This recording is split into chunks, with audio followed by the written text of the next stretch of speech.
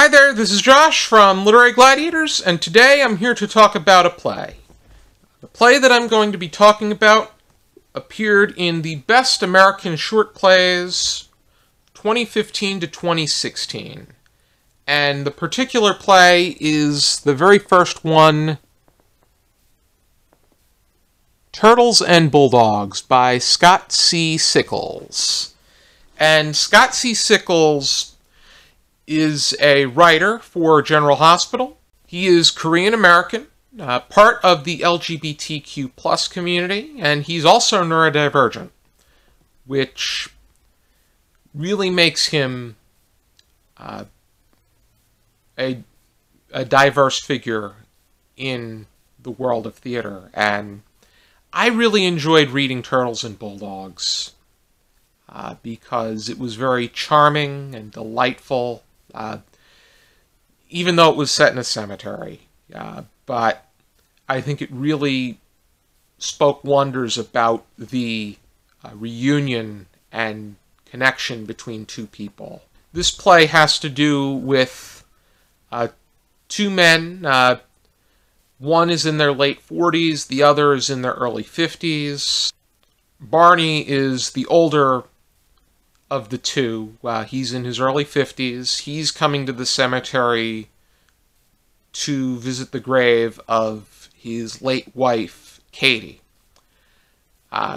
Colin, who is at the cemetery, he's in his late 40s. Barney was more athletic and likable, whereas Colin was the outcast during high school. But Colin is visiting the grave of his cat, Percival. This is Percival Jr., and he wanted to name it after the Arthurian legend, but he didn't want the cat to be named Percy. And I've noticed that that Percy is somewhat of a common name for pets. It's also a train in the Thomas the Tank Engine series. But Barney is actually coming out as gay for the very first time during this play. And when they discuss being gay, they bring up being gay through their conversation. It's not as if it's a major, not as if it is a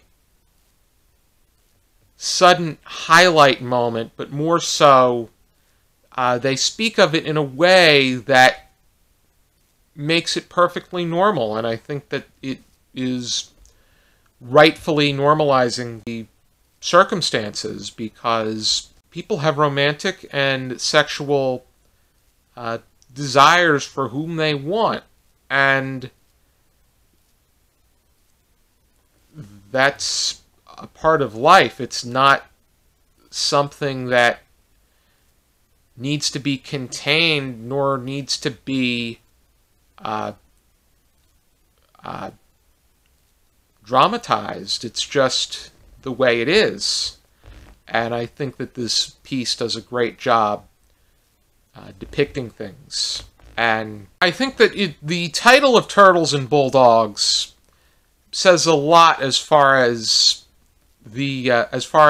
Barney's infatuation is concerned. Because at first I was wondering, why is this piece called Turtles and Bulldogs when it has to do with two friends that happen to be gay visiting a cemetery? But it turns out it's based off of Barney having a bulldog and a turtle. The bulldog he named Athanasius, and he named it after Athanasius Kircher, who it just so happened that Colin was doing his paper on him back in high school when they were engaged in a conversation that they had with one another, because Barney was known for sticking up for, and Barney would often come to Colin's defense. And the turtle he named Collins because Colin was a bit slower when it came to coming out of his shell, but it felt great when he did. And Colin himself, his love life has been romantically barren, but he makes mention to the fact that there were some straight men that he was interested in, but they were not interested and taken. But then gay men that he was interested in, he said that they were being nice to him, but they stopped when they realized that he was gay and interested, which is very sad.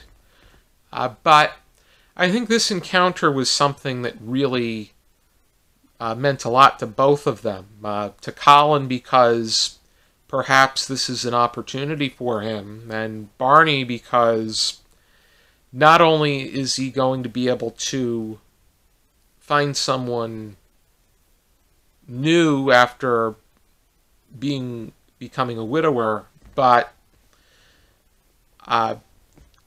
it also allows him to be who he really is. But as far as Turtles and Bulldogs is concerned, the title goes beyond how Barney sees it, where it's just like high school, where Barney serves as the bulldog and the protector to Colin, whereas Colin is in this sense of shelter, but he's looking to make his way out where he can stand for himself. But it's just a great circumstance that the two of them have each other. And it ends on a very heartwarming note as far as being able to continue their interaction beyond their visit to the cemetery is concerned.